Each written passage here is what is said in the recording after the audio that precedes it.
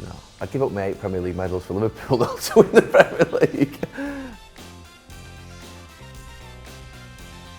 I didn't think the Arsenal 03-04 team was the best Arsenal team that I played against. I've said this quite a few times.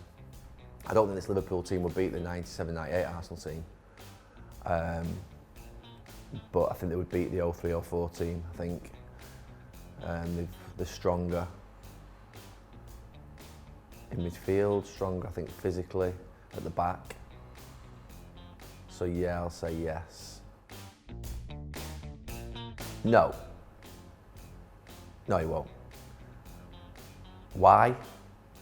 You know, I think ultimately a top 6 club would not see him probably as being fashionable enough, but I hope he does.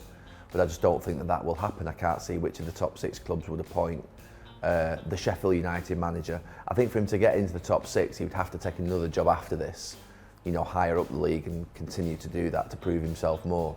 I think 30, 40 years ago, absolutely he would have had a chance of managing a top 6 club, but I don't think that's the case now. No. I don't think Sergio Aguero will be around long enough to beat his record. How many goals do you need now? 80.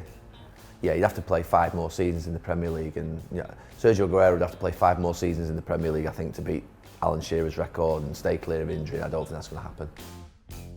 No. No, I wouldn't. No. I'd give up my 8 Premier League medals for Liverpool though, to win the Premier League. No, I wouldn't. I mean, it sounds really selfish from a point of view, but you know, I grew up as a United fan, and you know, my time at United was so special. I loved playing for England, I love my country, but no, I wouldn't swap it for it, no. Yes, I do think he should have signed for Manchester United because I'm a Manchester United fan. But if I was from Newcastle like he was, and you know, they were wanting me back home, and at the time he thought they were going to go on and win titles, obviously they were getting close. He'd done the same with Blackburn. You can see sort of the logic behind it, but no, I think he should have signed for United. I don't know really. I'd probably say I was a better broadcaster. I mean, you know, I had a good career in football. I played at the top for a long time under, you know, in a great team. But I'm comfortable, you know, articulating what I think about football. I feel comfortable doing it. I'm the same in not just football, but in whether it be business as well. I feel comfortable speaking in front of people. I feel comfortable having a conversation, a debate. I feel comfortable in that scenario. I feel that's where ultimately I feel stronger. But I felt strong as a football player, but I had to, you know, I felt I had to work really hard to be a football player at that level that I was at. Whereas broadcasting actually comes more natural to me, even though at the very beginning it was tough and I didn't know what to do with my hands and was speaking too quick and all the rest of it. I think ultimately, broadcasting point of view, I feel more comfortable. No, no explanation needed. I think the big thing is about the managers nowadays that have been, you know, players at the highest level. They have to really want it. They have to be desperate because they've got such riches from the playing side of the game that you could argue that their desperation and their commitment and their determination is not there because they're already softened through the fact that they're wealthy. I think MIKEL ARTETA looks to have that determination and desperation to be a top coach. That's number one. Number two, I think, is the idea that a coach has to have nowadays, his football programme, his coaching staff, and the idea that, you know, what am I going to do? How am I going to set a team up? I think he clearly has that as well. And what's impressed me in the first few weeks that he's been at Arsenal is that the idea isn't just, you know, I thought I was going to see a Pep clone.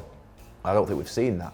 There are elements of what we see, but I think actually there's an element of identity that I see that's different than what Pep Guardiola has obviously, you know, taught under. And I thought when I saw MIKEL ARTETA sat on the bench at City next to Pep Guardiola, I just imagined I was going to see exactly the same thing when he went to Arsenal. I don't think I'm seeing that. So he's got his own mind, his own programme. I think ultimately he's got that determination, so he's got a great chance.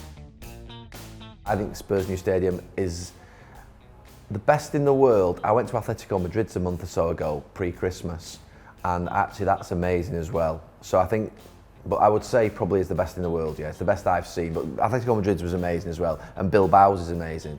But yeah, it's the best in this country, Spurs Stadium, and I think probably the best in the world. The biggest sleeping giant in English football is, from winning trophies point of view, is Tottenham. I think. Newcastle, yes. Leeds, yes. But Tottenham, for me, should be winning trophies far more regularly. No. I don't think they're good enough. But we'll see. He could win it. Just seem to...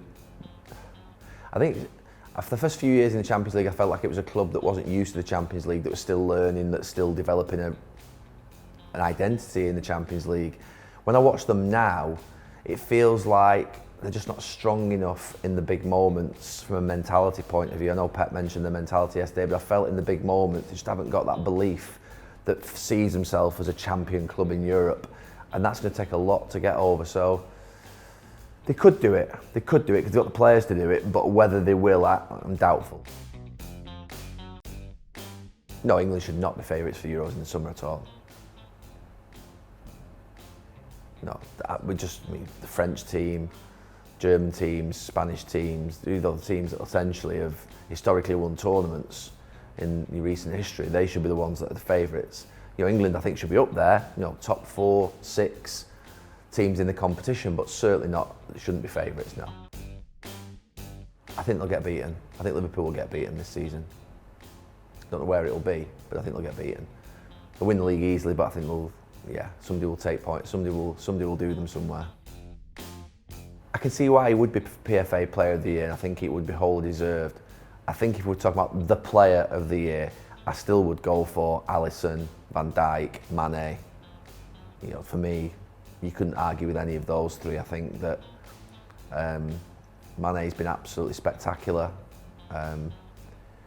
But Henderson is, I think sometimes there's a feeling that a player just epitomises what you want at this moment in time, and I think Jordan Henderson has, proven a lot of people wrong at Liverpool with what's happened. I think even Liverpool fans. So I think the idea that he wins it in a year that Liverpool are going to win the league would be fitting, and it would be memorable for him, and he would deserve, because I think he's a great lad. But I think in terms of, you talk about performance on the pitch, he's been fantastic. But you look at Van Dijk and Alisson and Mane, and that's just another level. That's world class. That is world class. You can even put Trent Alexander-Arnold into that, to be fair, and Robertson as well. They're world class performances that we're seeing this year from those players. I put Firmino in there as well. They've got 5 or 6 players that are playing very much at the top of the game. I think Jordan holds it together probably off the pitch as well as on the pitch. I think his attitude, his manner, his demeanour, his leadership skill and his performances have been good, but these other 5 or 6 are just at a different level. I think Jordan would accept that. Maybe.